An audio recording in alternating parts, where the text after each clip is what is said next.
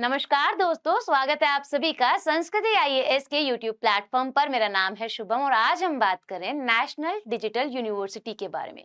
इसके बारे में हम पहले भी जान चुके हैं, पर आज ये जानना इसलिए भी इम्पोर्टेंट है क्योंकि बजट पेश करा गया और उसके अंदर केंद्र सरकार द्वारा इसमें एक विशेष आवंटन करा गया है और आवंटन है 100 करोड़ रुपए का।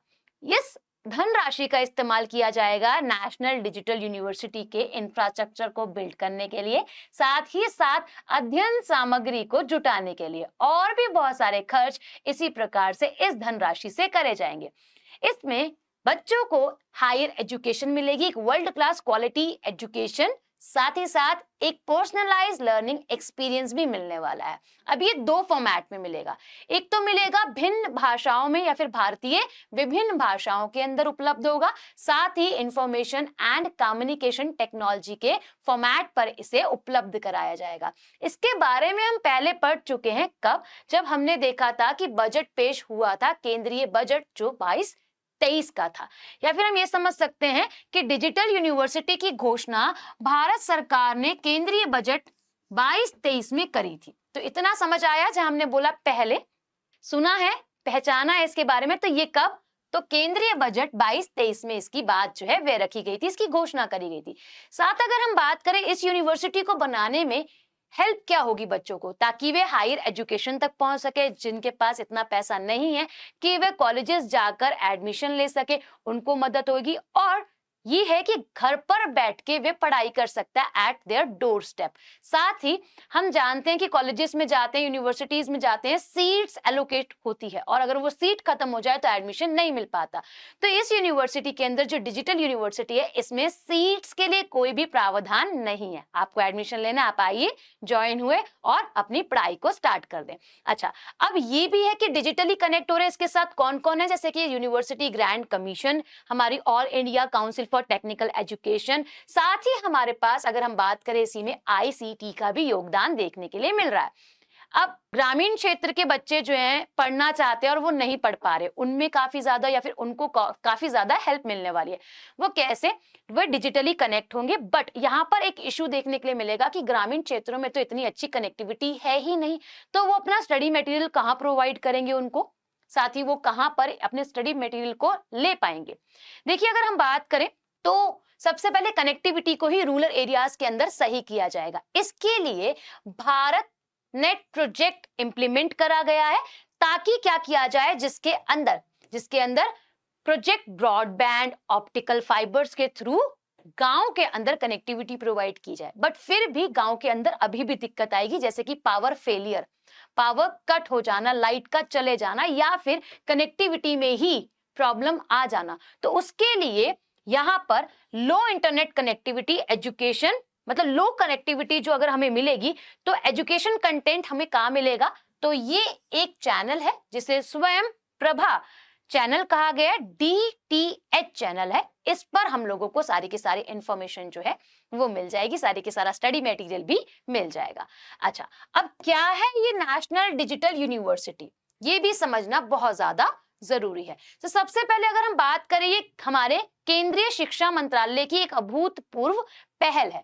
तो अगर हम बात करें सबसे पहले हमारे शिक्षा मंत्री कौन है, जरा कमेंट सेक्शन में बताइएगा। इसी के साथ अगर हम बात करें, जैसे डिजिटल टेक्नोलॉजी के माध्यम ही हम हायर एजुकेशन की तरफ जा रहे हैं और उसमें क्या लेकर आना है, क्रांति लेकर आना है, क्रांतिकारी बदलाव ये कहला रहा है। अब समझ लेते हैं कि इसको तैयार कैसे किया जाएगा। तो इसे हब एंड स्पोक मॉडल पे तैयार किया जाएगा, जो कि नेशनल डिजिटल यूनिवर्सिटी के लिए है। अच्छा, इसी के साथ अगर हम बात करें, देश भर में प्रसिद्ध हायर एजुकेशन की जो मांग है वो बढ़ेगी। वो कैसे बढ़ेगी? जिस प्रकार प्रसिद्ध संस्था है, बहुत फेमस इंस्टीट्यूट है, इसके साथ शामिल हो जाएंगे, कनेक्ट होंगे, जिसके अंदर ग्रेजुएशन, पोस्ट ग्रेजुएशन, साथ ही डिप्लोमा और अदर जो कोर्सेज होते हैं उसमें काफी ज्यादा हेल्प मिलेंगी। और यही हायर एजुकेशन के जो इंस्टीट्यूट है इसमें हेल्प करेंगे और एजुकेशन को, शिक्षा को बढ़ावा देंगे। अच्छा, अब आवश्यकता क्यों है? जिस प्रकार हम सभी जान रहे हैं कि डिजिटल भारत मोदी जी बनाना चाहते हैं पूरे भारत को, ठीक। साथ ही शिक्षा का भी प्रचलन डिजिटली बढ़ता जा रहा है, यानी कि डिजिटल शिक्षा का को बढ़ावा देना इसलिए आवश्यक है।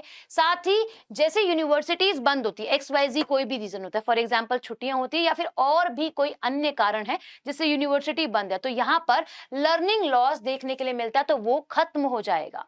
इसी के साथ विश्व स्तरीय गुणवत्ता पूर्वक शिक्षा मिलेगी, यानी कि हायर एजुकेशन जो है वर्ल्ड क्लास मिलने वाली है। ओके, अब बात की जाती है इसके तर्क के बारे में कि डिजिटल यूनिवर्सिटी के पक्ष में तर्क जान लेते हैं क्या क्या है। जैसे कि हम सभी जान रहे हैं कि हमारी मांग जो है वो डिजिटल यूनिवर्सिटी की और डिजिटल एजुकेशन की वो बढ़ती हुई जा रही है, तो भाई क्या इस पे पुनर्विचार किया गया शिक्षा मॉडल पर। साथ ही अगर हम बात करें जो बच्चे नहीं पढ़ पाते, जो ज्यादा खर्च नहीं कर पा रहे हैं, वो क्या कर पाएंगे, अब हायर एजुकेशन ले पाएंगे, इसलिए यहाँ पर फाइनेंशियली वायबिलिटी जो है वे भी आ जाती है। साथ अगर हम बात करें कि भारत में उच्च शिक्षा संस्थानों को विश्व स्तरीय बनाने में भी मदद हमें लोगों को यहाँ पर मिलने वाली है। ओके, अब इसका विरोध भी है, जहां हमें एडवांटेज देखने के लिए मिलेगी वहां हमें डिसएडवांटेज भी देखने के लिए मिलेगी, या फिर हम कह सकते हैं जहां हमें इसके फायदे देखने के लिए मिलेंगे वहां पर कुछ विरोध भी देखने के लिए मिलेंगे। कुछ एग्जाम्पल्स ऐसे हैं जैसे कि बच्चा चाहता है कि अगर मैं फिजिकली कहीं प्रेजेंट होता तो मैं अपने डाउट को बहुत अच्छे से क्लियर कर पाता, तो सबसे बड़ी चीज ये होगी।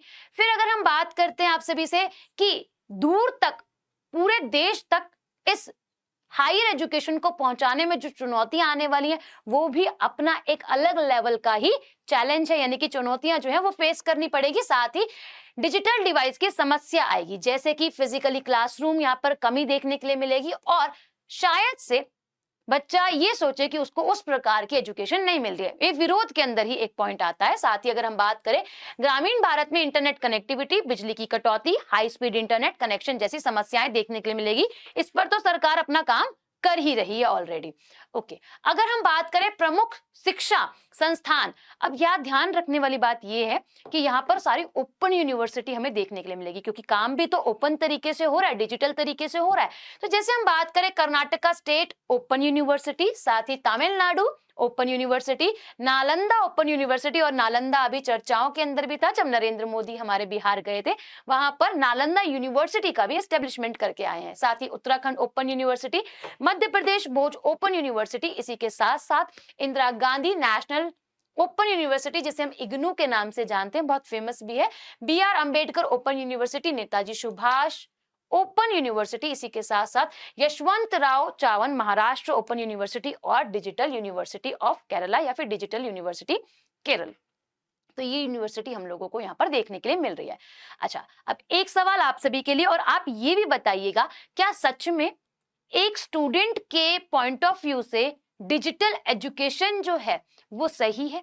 देखो, टाइम तो सेव होता है, हम सभी जानते हैं, बट कुछ डाउट्स ऐसे होते हैं जो शायद से हमारे क्लियर ना हो पाए, तो अपना तर्क जो है वो जरूर रखिएगा उत्तर के साथ। बाकी आप सभी से मिलते हैं अगली वीडियो में।